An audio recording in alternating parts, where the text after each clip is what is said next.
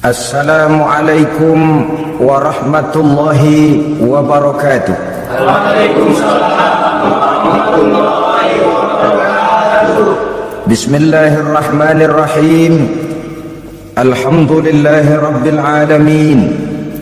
Wassalatu wassalamu ala ashrafil anbiya'i wal mursalin Sayyidina wa maulana Muhammadin wa ala alihi wa ashabihil mujahidin at-tahirin, amma ba'du. Saudara-saudara kaum muslimin rahimakumullah, pada pertemuan terdahulu kita sudah membicarakan orang-orang yang menjadi teman-teman setan dalam kehidupan di dunia ini. Maka pada pertemuan kali ini kita akan membicarakan tentang siapa yang menjadi musuh-musuh setan di dalam kehidupan, dengan satu catatan: berbahagialah mereka yang menjadi musuh-musuh setan, tetapi celakalah mereka yang menjadi teman-teman setan. Bagaimanapun juga di dalam kehidupan ini, apabila orang telah memproklamirkan bendera permusuhan kepada kita, maka kita tentu seharusnya bersikap waspada dan mawas diri. Demikian juga iblis dan seluruh bala tentaranya yang terdiri daripada setan-setan. Mereka telah mengibarkan bendera permusuhan kepada Nabi Adam dan anak cucunya, kepada kita umat Rasulullah sallallahu alaihi wasallam. Akan sengsara dan celaka jika kepada iblis dan setan yang telah nyata-nyata mengibarkan bendera permusuhan itu kita mengadakan toleransi, mengadakan kerjasama, dan menjadi budak yang memperturutkan kemauan daripada iblis dan setan. Siapa yang menjadi musuh-musuh setan dalam kehidupan ini? Inilah pertanyaan berikutnya yang diajukan oleh baginda Rasul kepada iblis. Hai iblis, kalau teman-temanmu adalah seperti yang telah engkau jelaskan tadi, sekarang cobalah beritahu saya, siapa di antara umatku yang menjadi musuhmu dalam kehidupan ini? Atas pertanyaan ini iblis laknatullah menjawab, ya Rasul, musuh-musuhku di antara umatmu, pertama anta ya Muhammad. Musuhku yang pertama adalah engkau wahai Muhammad. Kenapa iblis mencatat Nabi Muhammad sebagai tokoh nomor satu dalam deretan musuh-musuhnya? Mudah difahami. Pertama, keberadaan Rasul merupakan rahmah lil alamin, rahmah bagi lingkungan. Yang kedua, beliau berfungsi menyelamatkan manusia dari tempat yang gelap gulita, dari tempat kesesatan menuju tempat yang terang benderang penuh berisi petunjuk dan hidayah dari Allah Subhanahu wa taala. Maka menurut iblis, inilah manusia perintang pertama atas segala daya dan usahanya menggelincirkan manusia ke jalan yang dimurkai oleh Allah Subhanahu wa taala. Kalau kita baca sejarah, risalah yang dibawa oleh Nabi Muhammad ini memang merupakan risalah yang membawa rahmah bagi alam sekitarnya. Ada sedikit perbedaan dengan risalah-risalah sebelum beliau. Sepertinya risalah yang dibawa oleh para rasul terdahulu itu mempunyai efek yang langsung pada kehidupan di dunia ini. Nabi Nuh misalnya menyampaikan agama, hai umatku, ini agama. Umat menentang, turun banjir yang menenggelamkan orang-orang kafir. Azab diturunkan pada waktu itu juga, pada saat nabinya masih hidup. Jadi azabnya itu jenis cash, kontan. Nabi Soleh, hai umatku, ini agama. Mereka menolak, turun gempa bumi yang amat hebat menggulung orang-orang kufur. Nabi Musa, hai umatku, ini agama. Mereka menolak, sebagian ditenggelamkan di Lautan Merah, sementara sebagian lain dikutuk menjadi monyet-monyet yang hina seperti diceritakan dalam Al-Quranul Karim. Lain dengan Rasulullah sallallahu alaihi wasallam. Bagaimanapun kurang ajarnya umat yang dihadapi oleh beliau, bagaimanapun menentangnya jamaah yang dihadapi oleh beliau, azab tidak turun sepanjang beliau masih hidup. Ini merupakan jaminan dari Allah, wa ma kana Allahu liyu'azzibahum wa anta fihim. Allah sama sekali tidak akan menurunkan azab selama engkau wahai Muhammad masih hidup di tengah-tengah umatmu. Jadi keberadaan Nabi Muhammad merupakan jaminan keselamatan bagi umatnya. Selama beliau masih hidup, azab tidak turun bagaimanapun kurang ajarnya umat. Di sini sedikit bedanya dengan nabi-nabi terdahulu. Juga perbedaan dalam pola dakwah. Nabi Nuh ketika dakwahnya ditolak oleh umat, keluar doanya meminta umatnya ditenggelamkan. Tetapi Nabi kita ketika dilontari batu oleh umat, malah beliau mendoakan umatnya agar memperoleh hidayah. Oleh sikap yang semacam ini wajar lalu iblis menganggap Nabi Muhammad sebagai musuh ranking pertama. Yang kedua, siapa musuhmu di antara umatku? Yang kedua kata iblis, musuhku Muhammad imamun adil, pemimpin yang adil. Itu yang akan menjadi musuhku di dunia ini. Putus asa iblis menghadapi pemimpin yang adil. Tipu dayanya tidak terkena, segala tingkah polanya tidak diperturutkan. Imam yang adil, pemimpin yang adil merupakan musuh daripada iblis laknatullah alaih. Apa sebabnya? Karena pemimpin yang adil mempunyai dampak dalam kehidupan di dunia ini, melindungi orang banyak, menenteramkan orang banyak. Makin aman, tentram, tenang situasi dan kondisi, makin mudah orang melaksanakan ibadah. Makin tekun orang melaksanakan ibadah, makin dekat dia dengan Allah. Makin dekat manusia dengan Allah, makin jauh dia dari iblis. Sebab dua hal ini selalu kontradiktif. Jika kita jauh dari Allah, tentu dekat dengan iblis. Jika kita jauh dari iblis, harus dekat tentu dengan Allah, dan begitu selanjutnya. Dalam kaitannya dengan kehidupan kita sekarang, saudara-saudara, disinilah perlunya mempersiapkan manusia. Membangun manusia itu jauh lebih sulit daripada membangun jembatan. Membangun manusia itu lebih sulit daripada membangun gedung-gedung bertingkat. Termasuk membangun dan mempersiapkan calon-calon pemimpin yang adil di masa yang akan datang. Membangun jembatan penting, tapi lebih penting daripada membangun jembatan adalah membangun manusia yang bikin jembatan. Sebab kalau manusia yang bikin jembatan tidak dibangun lebih dahulu, saya khawatir jembatannya nanti habis dimakan oleh yang bangun jembatan. Mengaspal jalan raya penting. Lebih penting dari mengaspal jalan raya, membangun manusia yang mengaspal jalan itu. Sebab kalau manusia yang mengaspal jalan bermental rusak dan bejat, saya khawatir jalan belum selesai, aspalnya habis dimakan oleh yang ngaspal. Inilah pentingnya membangun manusia pembangunan. Semua tugas-tugas besar, semua pekerjaan-pekerjaan yang baik harus berangkat dari niat yang baik, berangkat dari hati yang bersih. Siapapun adanya kita, apapun profesi kita. Yang jadi kiai, marilah berangkat dari niat yang bersih. Yang jadi mubalik, marilah berangkat dari niat yang bersih. Niatnya itu mau menghidupkan Islam atau mau cari hidup jual Islam. Kalau mau menghidupkan Islam, mari sama-sama kita berjuang. Tapi kalau mau cari hidup untuk dengan menjual Islam, minggir saja daripada nanti bikin malu. Yang mengurus masjid, mari berangkat dari niat yang bersih. Ngurus masjid itu niatnya mau menghidupkan masjid atau mau cari hidup di dalam masjid. Kalau mau menghidupkan masjid, mari. Tapi kalau mau mencari hidup di dalam masjid, tolong minggir saja daripada nanti bikin aib. Yang jadi orang alim, mari berangkat dari niat yang bersih. Jangan memperjualbelikan fatwa, yang halal dikatakan haram, yang haram jadi samar-samar, nanti membingungkan umat.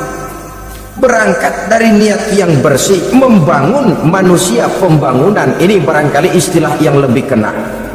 Saudara-saudara kaum muslimin rahimakumullah, setiap kita pada hakikatnya punya bakat secara fitrah yang kita bawa. Bakat apapun kita ini punya.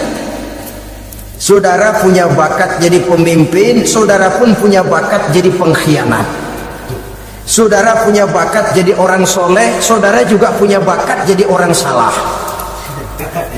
Saudara punya bakat jadi orang besar, saudara pun punya bakat jadi orang hina. Seluruh bakat ada di dalam diri kita. Tinggal nanti pertumbuhannya mana yang lebih subur. Saudara punya sifat berani, saudara pun punya sifat takut. Seberani-beraninya orang mesti ada sifat takutnya. Nanti mana yang tumbuh lebih subur? Kalau takutnya tumbuh lebih subur, dia akan jadi orang penakut. Kalau beraninya yang tumbuh lebih subur, dipupuk oleh lingkungan, pendidikan dan sebagainya, dia akan tumbuh jadi orang pemberani. Oleh karena itu, agama merupakan lingkungan yang subur untuk menumbuhkan benih-benih yang baik yang kita bawa bersamaan dengan lahirnya kita ke alam dunia ini. Setiap kita, saya, saudara, punya bakat jadi pemimpin, punya bakat jadi pengkhianat, punya bakat jadi pengabdi, punya bakat jadi koruptor, punya bakat jadi pemelihara, punya bakat jadi perusak. Tinggal nanti lingkungan pendidikan yang menumbuhkan mana yang tumbuh lebih subur.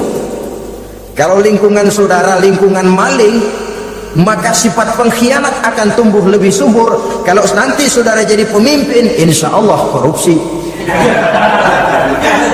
Lingkungan yang menumbuhkan sifat mengabdi, sifat berbuat tanpa pamrih, dikalahkan oleh sifat pengkhianat dan korupsi itu yang dibentuk oleh lingkungan, pendidikan, pengalaman dan sebagainya.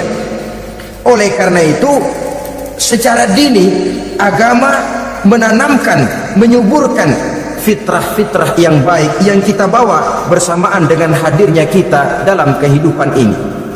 Sebab itu seorang penyair bernama Syauqi mengatakan dalam sebaik syairnya, waladatka ummuka ya ibna adam bakian wan nasu haulaka yadhakuna surura.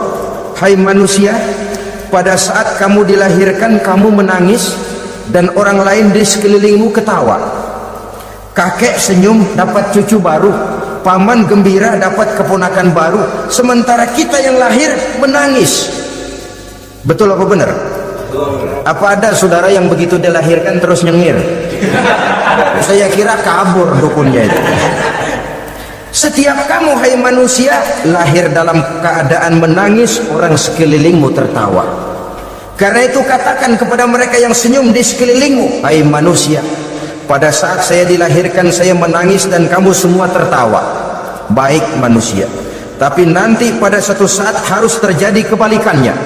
Kalau dikala saya lahir saya menangis dan kau semua senyum, nantilah manusia, kalau satu saat saya meninggalkan alam dunia ini, saya akan berangkat dengan senyum dan kalian semua akan berurai air mata. Kalau perlu dari Sabang sampai Merauke kibar bendera setengah tiang. Kalau perlu, jangan terbalik, kita mati melotot orang malah gembira. Karena hidup selalu membawa sifat-sifat yang merusak. Inilah orang kedua yang menjadi musuhnya iblis dan beruntung menjadi musuh iblis. Siapa? Imamun adil, pemimpin yang adil. Saudara-saudara kaum muslimin rahimakumullah. Yang ketiga musuh iblis, ghaniyun mutawadhi, orang kaya yang rendah hati, orang kaya yang tidak sombong. Kaya apa saja, baik kaya oleh karena ilmu, orang yang kaya karena ilmu disebut orang alim. Baik kaya karena materi, orang kaya karena materi dinamakan hartawan. Baik kaya karena kedudukan, orang yang kaya karena kedudukan dinamakan pejabat. Orang kaya yang rendah hati itu musuh iblis. Beruntung dia menjadi musuh iblis. Iblis tidak senang ada orang kaya tidak sombong, tapi iblis paling senang kalau ada orang kaya sombong. Lebih senang lagi iblis kalau ada orang miskin sombong. Masya Allah, orang kaya sombong walaupun iblis senang, orang masih bilang pantas saja dia sombong, kaya, apaan aja punya. Udah miskin sombong, kira-kira yang disombongin apaan? Dalam segala bentuknya sombong ini Allah tidak senang, tapi iblis senang. Kenapa? Karena sponsor sombong iblis. Kan yang pertama kali sombong iblis toh. Ketika disuruh sujud kepada Nabi Adam, dia nggak mau. Ini kesombongan pertama yang terjadi dalam sejarah. Ketika ditanya kenapa kau tidak mau sujud, iblis, saya kan dibikin dari api, Adam dari tanah, I am the best. Saya lebih hebat daripada iblis, daripada Adam. Adam baru kemarin dibikin, saya sudah lama. Kata Allah, kamu sombong iblis, ini surga bukan tempat orang sombong, keluar. Terusir dia dari surga. Jadi kesombongan pertama adalah kesombongan yang dilakukan oleh iblis, dan dia tanamkan itu kepada kita supaya jadi orang sombong. Karena itu sombong ilmu Allah nggak senang, tapi iblis senang. Mentang-mentang ada ilmunya, nih satu-satunya ustadz di sini ya, semua mesti ngaji sama gue. Kalau nggak ngaji sama gue, Islamnya kurang tapi bener. Sombong karena ilmu, sombong karena pangkat. Mentang-mentang pakai bintang di pundak, jalan pundak duluan. Yang wajar saja hidup ini. Sombong harta pun begitu. Kaum muslimin rahimakumullah, orang kaya yang rendah hati dimusuhi oleh iblis, tapi dicintai Allah, dicintai Rasul, dicintai malaikat. Caranya bagaimana? Kembali kepada satu kesadaran bahwa pada saat terlahir ke alam dunia ini tidak ada yang pernah kita bawa. Kalau sekarang kita punya rumah, punya kebun, punya kendaraan, punya pabrik, punya segala macam benda, apa itu? Titipan. Pada suatu saat akan diambil kembali oleh yang menitipnya. Kalau titipan itu pandai kita jaga, pandai kita syukuri, titipan akan makin banyak. Sama juga kita dalam kehidupan. Kalau orang bisa kita percaya, saya mau pergi ke luar negeri, rumah saya titip kepada tetangga. Saya pulang dari luar negeri, isi rumah tetap tidak berkurang, malah dibersihi, malah disapu, dihilangkan kotorannya. Tentu bukan main syukur saya, girang saya. Akan bertambah kepercayaan saya untuk menitipkan apa saja. Ini makna la in syakartum la azidannakum wa la in kafartum inna azabi lasyadid. Kalau kamu pandai bersyukur, aku tambah nikmat. Tapi kalau kamu ingkar, azabku teramat pedih. Artinya apa? Nikmat bisa berubah menjadi azab kalau kita tidak pandai mensyukurinya. Ma'asyiral muslimin rahimakumullah, orang yang kaya ilmu lalu rendah hati, tidak selalu ingin menonjolkan diri. Ini kadang-kadang yang tanggung ini yang bikin berabe. Alim bener enggak, geblek bener juga enggak. Yang sedikit-sedikit mau nonjolin diri. Kalau enggak jadi imam enggak mau ke masjid, enggak jadi imam enggak mau ke musola. Pokoknya kalau enggak jadi imam marahan sama musola. Macam mana? Saudara-saudara kaum muslimin, rendah hati, tidak selalu ingin menonjolkan. Sebab orang yang selalu ingin menonjolkan dirinya biasanya orang yang kekurangan kepercayaan kepada kemampuan dirinya sendiri. Dia selalu ingin dinomor-satukan, dia selalu ingin ditempatkan pada ranking teratas. Dia tidak percaya diri. Orang yang percaya diri dapat bersikap wajar dalam kehidupan. Begitu juga kaya karena harta, dengan menyadari bahwa harta bagaimanapun banyaknya titipan dari Allah, pada suatu saat akan kembali. Dia harus dimanfaatkan sesuai dengan kehendak yang menitipnya. Begitu juga kaya oleh karena pangkat, kedudukan dan jabatan, pada suatu saat jabatan itu akan hilang dari diri kita. Karenanya sering saya jelaskan bahwa pangkat di dunia ini yang paling tinggi pensiun, titel yang paling akhir almarhum. Saudara setuju atau tidak, titel itu akan saudara dapat. Bagaimanapun kita cinta kepada pangkat, kedudukan, entoh pada akhirnya suatu saat akan sampai kepada posisi yang namanya pensiun.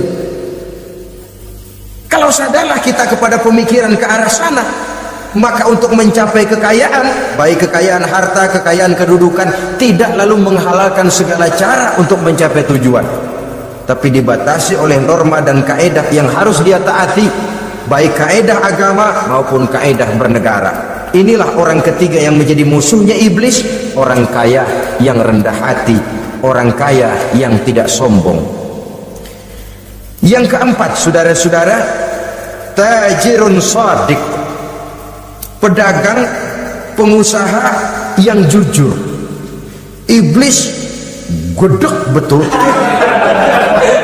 benci bukan main sama pengusaha, sama pedagang yang jujur, yang tidak ngurangi timbangan, tidak nipu pembeli, tidak barang yang jelek dibilang bagus, atau yang bagus di atas yang jelek di bawah, atau dicampur yang baik dengan yang jelek supaya kelihatan semuanya jadi baik.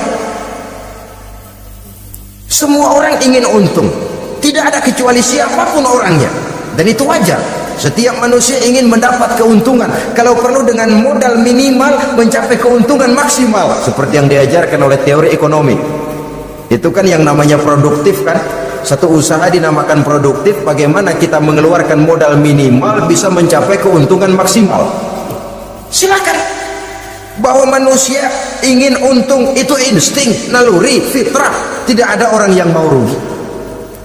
Tapi cara mencapai keuntungan itu yang membedakan antara seorang muslim dengan yang bukan muslim. Sudah pernah saya sampaikan, apabila kaum pengusaha, para pedagang sudah dijangkiti penyakit yang tidak jujur, yang akan timbul adalah kekacauan ekonomi. Kekacauan ekonomi bisa menimbulkan revolusi sosial, dan revolusi sosial merupakan kiamat satu generasi. Semua kericuhan hampir bermuara dari perut, dan itu ekonomi. Orang nodong perut, orang korupsi perut. Ya walaupun korupsi kalau sudah kelas kakap tidak lagi sekedar urusan perut. Ya perut apa yang diurusin kalau korupsinya miliaran itu? Perut jin barangkali.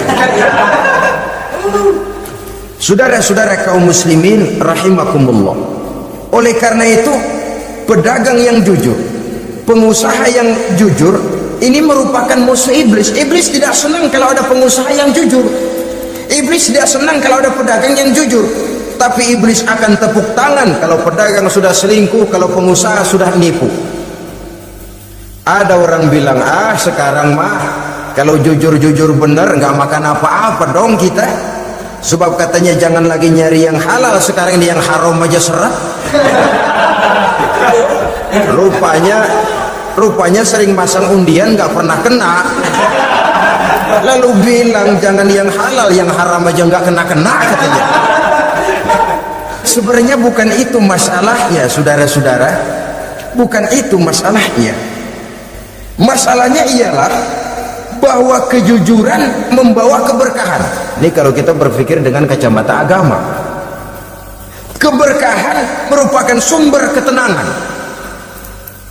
dan ketenangan ini tidak bisa dibeli dengan materi yang bagaimanapun banyaknya. Walaupun kita punya percetakan duit, ketenangan itu nggak bisa dibeli. Jangankan cuma punya duit banyak, percetakan duit saudara punya, mau membeli ketenangan yang berasal dari keberkahan sulit. Jadi kejujuran membawa keberkahan, keberkahan membawa ketenangan. Jangan macam dulu tukang sol sepatu,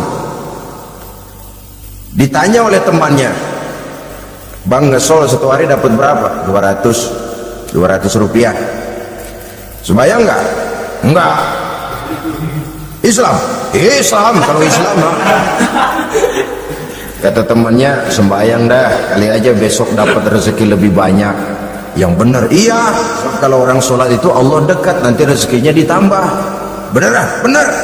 Subuh sembayang dia, sembayang sarapan, berangkat ke tempat dia ngesol mangkal.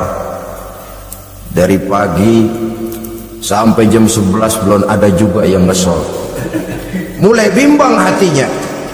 Katanya kalau sembahyang rezeki tambah. Tadi sembahyang subuh pagi hari belum ada yang ngesol. Cobaan kali, sabar. Datang sholat zuhur, habis zuhur nunggu lagi, belum juga ada yang datang ngesol. Udah mau pulang hampir maghrib, baru datang satu orang dan ini sendal jepit putus.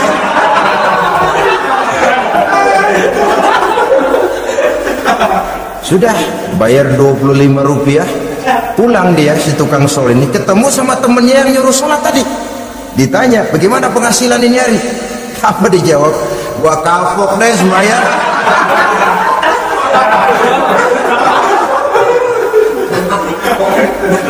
Kemarin nggak sembahyang dapat 200, sekarang begitu sembahyang jigo.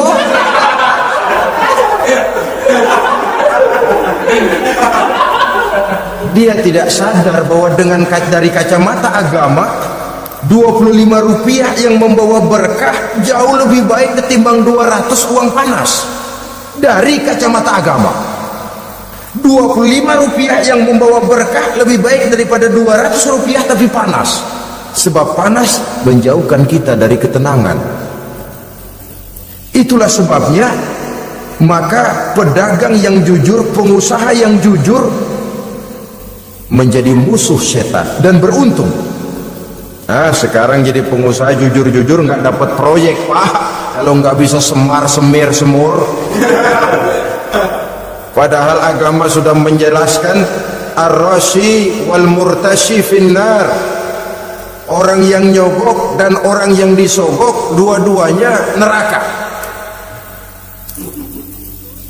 Kenapa? Join termasuk ta'awanu 'alal ismi wal 'udwan. Bertolong-tolongan dalam berbuat dosa dan kesalahan. Kalau hadiah lain hadiah, kalau sedekah lain sedekah. Tapi yang namanya semir, suap, ar-rashi wal murtashi finnar. Saudara-saudara kaum muslimin rahimakumullah. Jadi pedagang yang jujur, pengusaha yang jujur merupakan salah satu roda perekonomian. Kegoncangan ekonomi akan menimbulkan dampak sosial yang sangat luas dan kompleks, yang pada giliran puncaknya, dampak paling negatifnya, dia sanggup menggerakkan terjadinya revolusi sosial. Bukankah sebagian besar gerak hidup manusia dimotivasi oleh keinginan untuk mempertahankan kelangsungan hidup? Dan kelangsungan hidup artinya mulut. Mulut itu artinya perut, dan itu artinya makan. Setelah itu mungkin baru pangan, baru sandang, baru dia berpikir pakaian dan sebagainya. Jadi karena dia merupakan penggerak roda ekonomi, pedagang yang jujur, pengusaha yang jujur mutlak diperlukan dalam kehidupan ini. Sebab sekali lagi, kejujuran akan membawa keberkahan, keberkahan memberikan ketenangan dalam kehidupan. Oleh karenanya kita umat Islam, biarin duit kita banyak asal berkah. Itu tentu idealnya. Ketimbang dikit tidak berkah, lebih baik ia banyak, ia berkah. Dan keberkahan itu datang lewat kejujuran. Kejujuran ini sudah dicontohkan oleh Rasul pada saat beliau berniaga ke negeri Syam. Dikala berumur 9 tahun, bahkan dikala berumur 25 tahun, seketika membawa dagangan Sayyidatuna Khadijah yang kelak jadi istri beliau. Saudara-saudara, kita maklum bahwa sholat merupakan sarana yang paling efektif untuk mendekatkan manusia kepada Allah. Makin dekat manusia dengan Allah, makin tidak senang iblis dan setan. Karena itu segala macam cara mereka berusaha mengaduk-ngaduk sholat kita. Dan sesungguhnya, jikalau kita mengerjakan sholat, itu kan targetnya cuma 2. Pertama, agar sholat kita itu sah. Yang kedua, agar sholat kita itu qabul, yakni diterima oleh Allah. Kalau soal sah dan tidak, ukurannya gampang. Saya kalau ditanya orang, Pak, sholat saya sah atau tidak, saya bisa jawab, saudara, sholatnya syarat rukunnya cukup apa tidak? Cukup, sah. Itu kalau perkara sah. Tapi kalau sudah perkara qabul, Pak, sholat saya diterima atau tidak oleh Allah, ini saya tidak bisa jawab. Kenapa? Soal qabul mencakup masalah batin. Cuma ukuran logikanya, kalau syarat rukun cukup, insya Allah qabul. Saudara-saudara kaum muslimin rahimakumullah, oleh karenanya pada saat kita sholat, iblis, setan datang dari segala macam penjuru supaya kita kehilangan rasa khusyuk. Apalagi kalau kita jadi imam yang gerak kita, bacaan kita dilihat, didengar, disaksikan oleh orang banyak, digodanya gerakan kita, dibolak-baliknya hati kita, supaya di dalam sholat itu banyak yang kita ingat, hal-hal yang tidak ada hubungannya dengan sholat. Kadang-kadang belum sholat kita ribut nyari pulpen, enggak ketemu, begitu takbir ingat pulpen di atas lemari, mulai goncang lagi niat kita sholat. Kadang-kadang kalau hati tidak bisa dipermainkan, iblis berbisik lagi, gerakan kita dalam sholat tidak mencerminkan kekhusyuan. Kalau gerak juga ternyata masih bisa khusyuk, bacaan kita dibuatnya kita seperti dikejar-kejar waktu. Sholat isya misalnya dengan cara kilat khusus, super singkat. Saya katakan tadi, apalagi kalau kita jadi imam, iblis mudah mendatangkan penyakit riya. Karena mengimami orang banyak, lalu supaya dikira alim, dibuatlah sholatnya itu mantep-mantep, surahnya dicari yang panjang-panjang, paling pendek sabrihis sama wadduha. Tapi kalau sudah sholat sendirian, cukup inna a'tainakal kautsar sama qul huwallahu ahad. Kayaknya khusyuk bukan main. Kalau imam bahasanya dipaseh-pasehin kayak orang 16 tahun di Mekah. Musolli fardhu maghribi salah rakaatin. Saudara-saudara kaum muslimin yang berbahagia, oleh karena sholat merupakan sarana yang paling efektif untuk mendekatkan diri dengan Allah, maka orang yang khusyuk di dalam sholatnya merupakan musuh utama daripada iblis. Sekarang bagaimana bisa khusyuk? Caranya, kalau khusyuk 100%, rasa-rasanya sulit. Untuk sampai ke arah sana orang memerlukan tahapan. Kepada Imam Ali karramallahu wajhah, baginda Nabi pernah memberikan satu tes case. Ali, saya ya Rasul, kalau kau bisa sholat 2 rakaat saja dengan khusyuk, aku kasih hadiah sorban. Baik ya Rasul. Sembahyang Imam Ali 2 rakaat, selesai sholat, assalamualaikum wassalamualaikum. Rasul bertanya, yang mana sorbannya Li? Tanpa nengok, Imam Ali menjawab, yang hijau ya Rasul. Setelah menjawab yang hijau, Rasul berkata, kamu tidak khusyuk Li. Kenapa? Soalnya tadi waktu sembahyang mikirin, nanti kalau ditawarin sorban pilih yang hijau aja. Sehingga begitu ditanya, refleks menjawab, yang mana Li? Yang hijau saja ya Rasul. Oleh karena itu, menurut Al-Imam Nawawi, pada tingkatan yang paling sederhana sudah sampai ke tingkat khusyuk asal pada waktu takbiratul ihram ingat kepada Allah. Tapi jangan lupa, itu tangga pertama. Jangan ada fatwa begini lalu aman, yang penting kan takbirnya ingat Tuhan, belasononya mau kemana kek. Bukan itu. Itu pada tingkatan pertama sudah sah dipandang khusyuk sholatnya orang awam, asal pada waktu takbiratul ihram dia ingat kepada Allah. Tetapi harus terus berusaha agar sepanjang sholat dia ingat kepada Allah. Caranya bagaimana? Pertama, menanamkan diri bahwa pada saat kita sedang mengerjakan sholat, yang lain tidak ada kecuali Allah. Yang kedua, berusaha memahami apa yang kita baca, sehingga pada saat kita sujud, subhana rabbiyal a'la wa bihamdi, terbayang kemahasucian Allah, kemahatinggian Allah, sehingga hati tidak mengembara, mulut berucap, hati mengikuti apa yang diucapkan. Yang kadang-kadang membuat hati kita jalan-jalan, badan di masjid, badan takbir, badan ruku, tapi hati di pasar, hati di kantor, hati di pabrik. Karena yang kita ucapkan tidak berakar di hati, yang kita baca kita nggak tahu artinya. Sangat boleh jadi hati lalu mengembara kemana-mana. Jadi untuk menopang kekhusyuan ini, cara yang paling efektif, pertama, tidak ada yang lain pada waktu kita sholat kecuali Allah. Yang kedua, berusaha memahami apa yang kita baca. Dikala kita sujud dikala kita duduk di antara dua sujud, Rabbighfirli, ya Allah ampuni dosa saya, warhamni, kasihani saya, dan selanjutnya. Mulut membaca, hati mengikuti. Dengan mengikuti, hati tidak terlalu mengembara, ada tempat dia kembali. Saudara-saudara kaum muslimin rahimakumullah, itu yang kelima. Yang keenam, yang menjadi musuh iblis, mukminun nasih, orang mukmin yang suka memberikan nasihat, orang mukmin yang suka memberikan petunjuk, termasuk juru-juru dakwah, para mubaligh. Itu merupakan musuh utama iblis. Kenapa? Tiap hari iblis kampanye, tiap hari iblis mengajak dengan segala macam cara yang kalau perlu dia berikan kamuflase, dia berikan fata morgana. Kalau perlu yang haram dia bungkus dengan merek halal.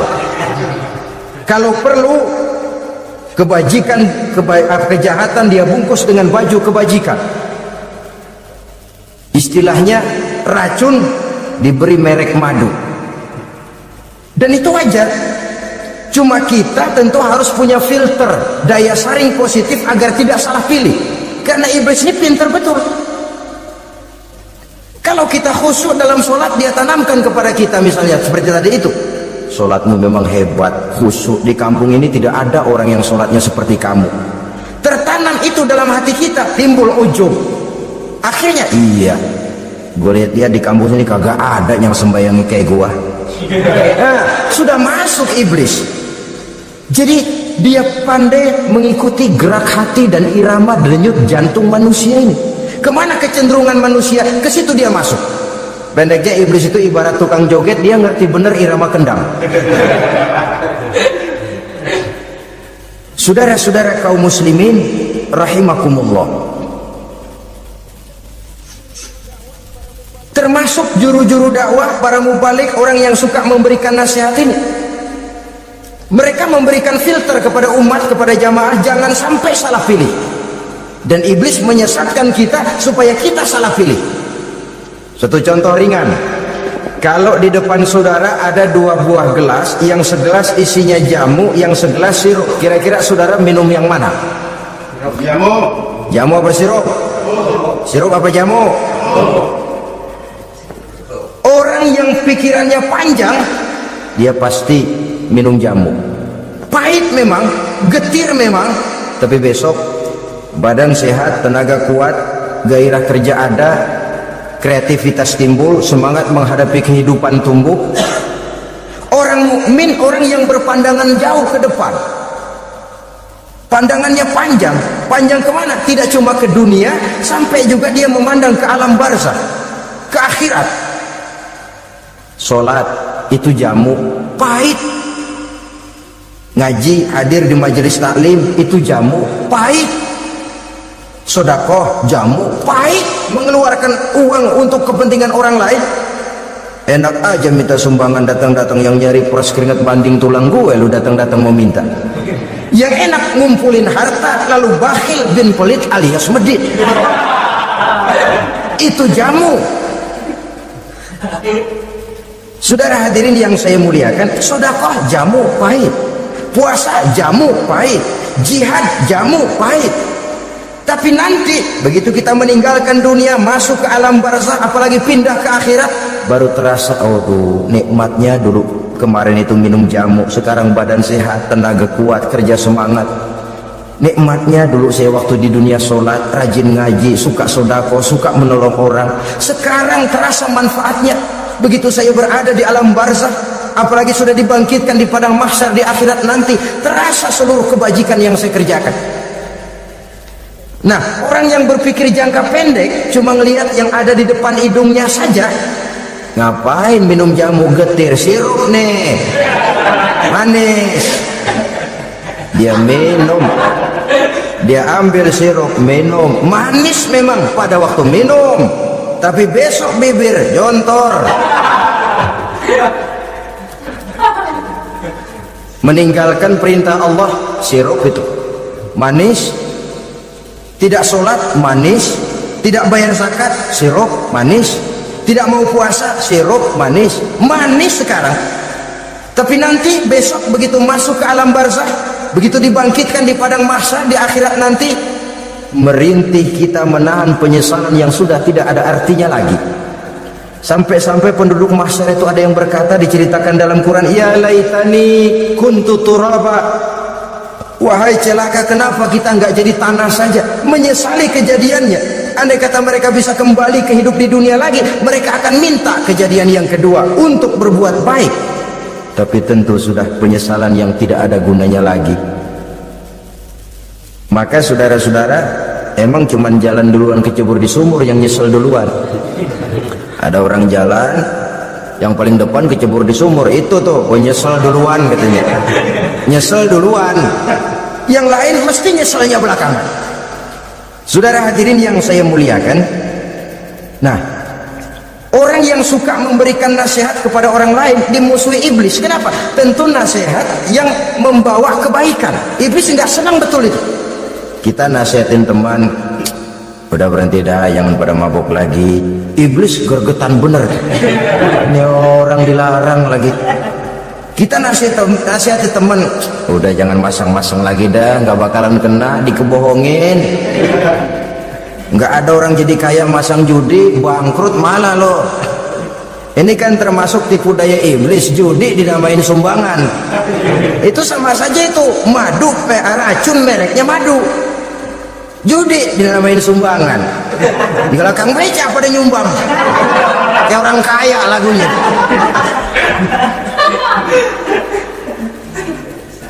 Saudara-saudara kaum muslimin rahimakumullah, adalah kewajiban kita memang untuk tawasau bil haq, saling nasihat menasihati. Setiap kita juru dakwah, setiap kita wajib menyampaikan apa yang sudah kita tahu kepada orang yang belum atau kurang tahu.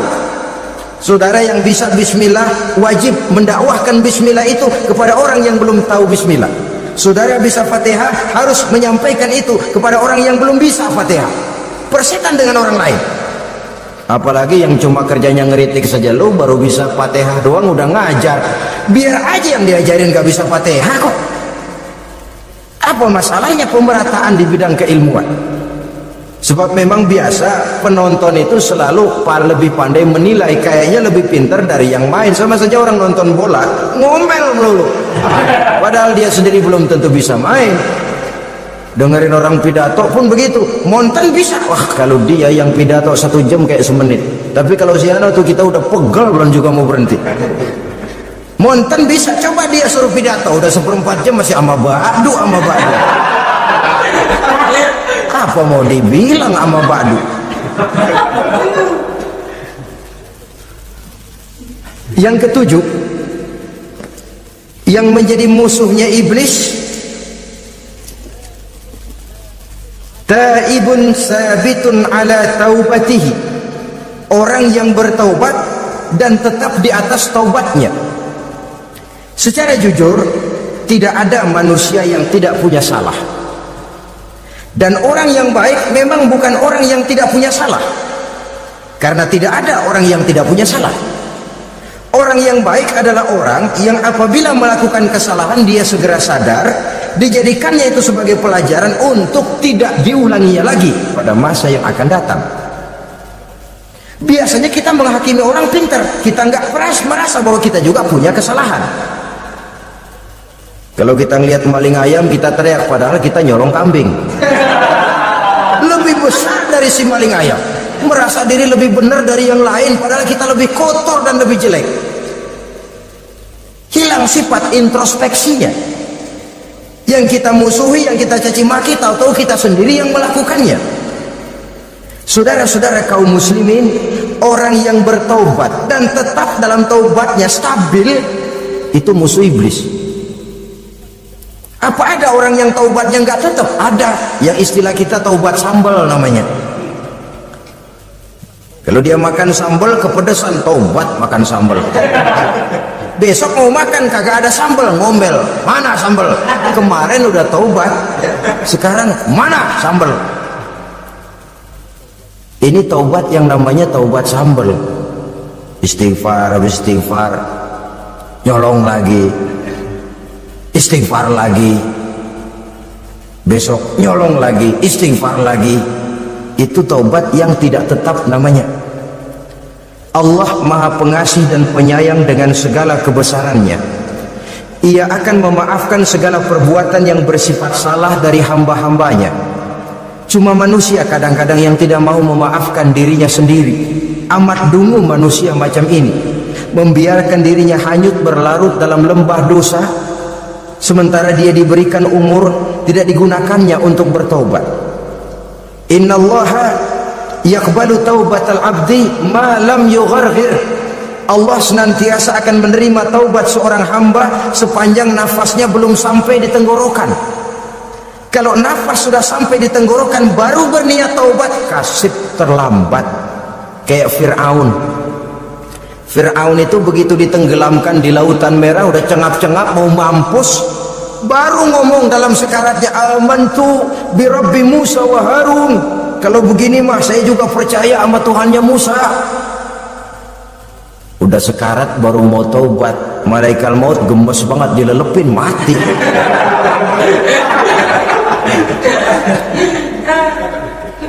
Nah, kepada adik-adik remaja, biasanya kalau sudah bicara taubat, pikiran kita, taubat mah urusan 70 tahun ke atas, kita masih lama ini. Sebenarnya tidak. Masalah taubat adalah masalah salah dan dosa. Masalah salah dan dosa adalah masalah manusia. Sejak dia akil balik sampai ajal datang merenggut nyawa. Hidup ini tidak selalu berjalan mulus. Hidup ini tidak selalu berjalan di atas kertas putih. Kadang kita tersilap, kadang kita tersalah, kadang situasi dan kondisi menyebabkan kita berbuat lain dari yang seharusnya. Itu kehidupan, silih berganti.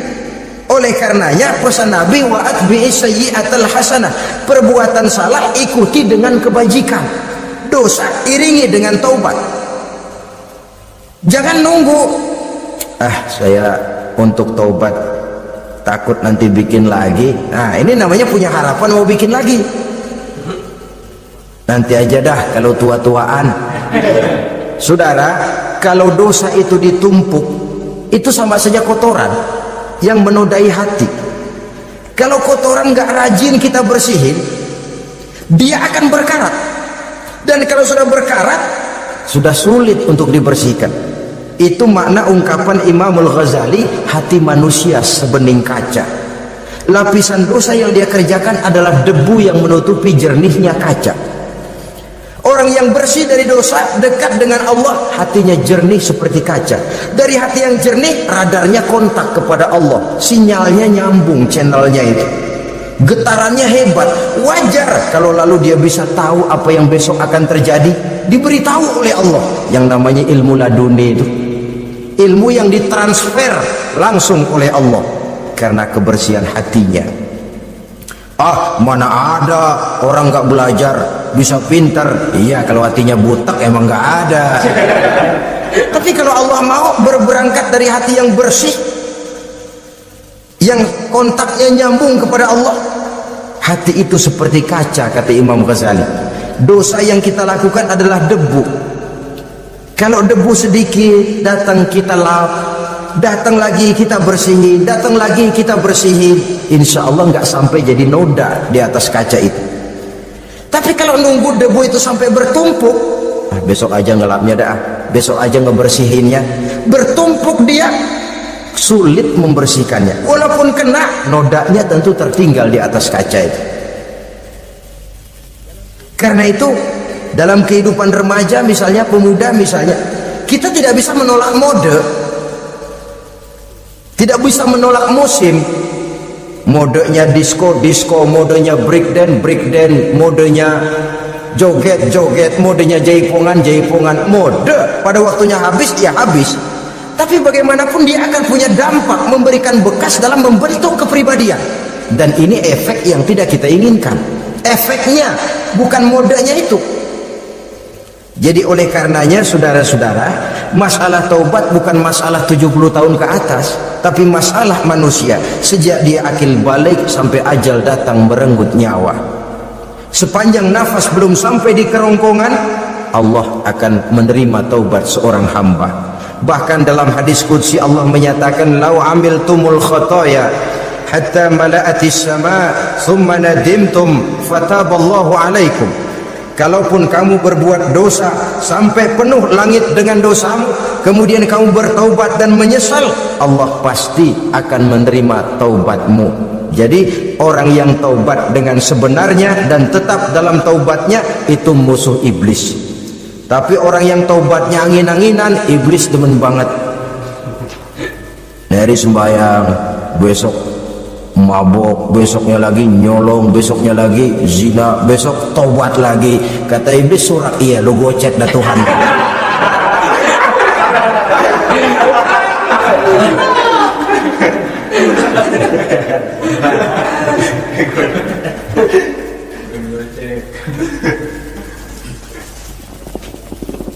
Selanjutnya yang ke-8, musuh iblis, musuh setan, mukminun yudawimu ala taharah. Orang mukmin yang membiasakan diri selalu dalam keadaan bersuci, baik dari hadas kecil, lebih-lebih dari hadas besar. Wudu utamanya memang untuk sholat, tapi membiasakan wudu dalam kehidupan sangat baik sekali. Mau ke kantor wudu dulu, mau ke pasar wudu dulu, mau ngajar wudu dulu. Apa sebabnya? Karena dalam keadaan suci orang ada sikap memelihara kesuciannya. Kalau kita naik PPD pagi-pagi gelantungan, kalau punya wudu, hati-hati kesenggol perempuan juga sayang sama wudu. Tapi kalau nggak punya wudu, jangan kesenggol, kita nyeruduk. Ada semacam sikap apik di dalam kehidupan ini. Karena itu biasakan wudu untuk menjaga kebersihan diri, kebersihan zahir, kebersihan batin. Belum lagi kemanfaatan di akhirat. Sebab kata Nabi, "Inna ummati ya'tuna yaumal qiyamah ghurran muhajjalin min asaril wudu." Umatku di akhirat nanti akan datang menghadap Allah dengan muka berseri-seri, bersinar-sinar dari sebab sering wudu. Sehingga tidak usah mengaku pun Rasul akan memanggil karena muka yang sering tersentuh air wudu ini. Mukminun yudawimu ala taharah. Orang mukmin yang selalu membiasakan diri berada dalam keadaan suci, berwudu. Kita lihat ajaran wudu ya. Dari sejak bacaan-bacaannya saja itu sudah membawa manfaat. Lalu dari segi bahwa kita manusia sering tersilap melakukan dosa-dosa kecil. Dosa-dosa kecil itu oleh air wudhu dia rontok. Tangan kita suka colak-colek pada saat membasuh dua tangan. Allahumma inni as'alukal yumna wal barakah wa a'udzubika minasyu'mi wal halakah. Dosa yang ada di tangan itu rontok. Mata kita suka pelotot-pelotot, nggak karu-karuan pada saat membasuh muka. Nawaitu raf'al hadasil asghar. Dosa yang ada di mata rontok. Dari segi pembersihan batin, belum lagi dari segi pembersihan zahir. Sehari semalam kalau 5 kali saja kita terkena air wudhu, itu sudah menjaga kesehatan dan kebersihan. Saudara-saudara kaum muslimin rahimakumullah. Yang ke-9, orang yang menjadi musuh iblis yaitu mutawarra'un anil haram. Orang yang memelihara diri dari yang diharamkan oleh Allah. terpelihara dirinya, terpelihara yang dimakannya, yang diminumnya dari jenis-jenis yang haram, baik sedikit maupun banyak. Jangan cuma teriak haram waktu sedikit tapi giliran banyak halal. Sama saja orang dikasih tahu, itu ada cerita anak-anak, Pak Haji punya anak main judi, dikasih tahu, Pak, anak bapak main judi, astagfirullah katanya, tapi menang Pak, alhamdulillah.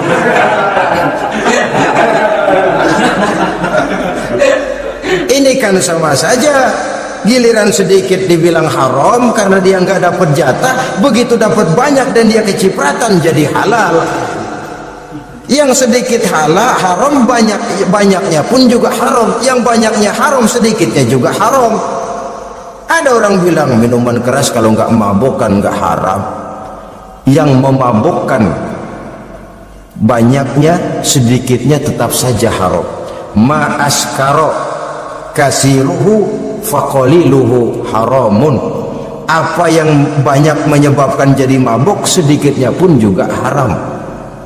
Saudara-saudara kaum muslimin, yang ke-10 yang terakhir, musuh daripada iblis ialah mukminun rahimun, orang mukmin yang berhati pengasih, orang mukmin yang suka menyambung silaturahmi, orang mukmin yang tidak suka bertengkar, orang mukmin yang tidak suka marah-marahan, kalaupun terpaksa marah tidak lebih daripada 3 hari. Jadi boleh saja marah kalau alasannya tepat, tapi nggak lebih dari 3 hari. Kalau perlu bikin perjanjian, kita marah ya 3 hari. Itu limit. Tidak halal kata Nabi bagi seorang muslim menjauhi saudaranya lebih dari 3 hari. Tidak halal itu artinya haram. Kita ini kadang-kadang kalau sudah marahan sama tetangga kah, sama teman kah, kadang-kadang suka berlaku perpanjangan waktu. Tidak cukup perpanjangan waktu, ditambah lagi perpanjangan generasi. Enggak cukup kita yang marah, orang lain kita sundut-sundut supaya ngikut marah lagi. Marah pakai ngundang. Kayak mafia lagunya, udah dia marah, orang lain lagi disuruh marah. Saudara hadirin yang saya muliakan, mukmin yang punya sifat belas kasih, berhati jernih, itu musuh utama dari iblis. Tapi mukmin yang suka marah-marahan, tukang hasut dan tukang bakar, itu teman-teman iblis. Oleh karena itu, mudah-mudahan kita semua menjadi musuh iblis, dan jangan menjadi musuh iblis, jangan menjadi teman iblis. Sebab iblis sudah kadang memproklamirkan permusuhan. Sekali dia musuh kita, selamanya dia akan tetap menjadi musuh kita. Berusahalah untuk menjadi musuh iblis, dan jangan sekali-kali toleransi.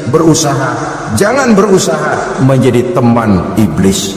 Inilah yang kita bicarakan pada pertemuan ini. Mudah-mudahan ada manfaatnya. Terima kasih atas segala perhatian. Mohon maaf atas segala kekurangan. Wassalamualaikum warahmatullahi wabarakatuh. Waalaikumsalam.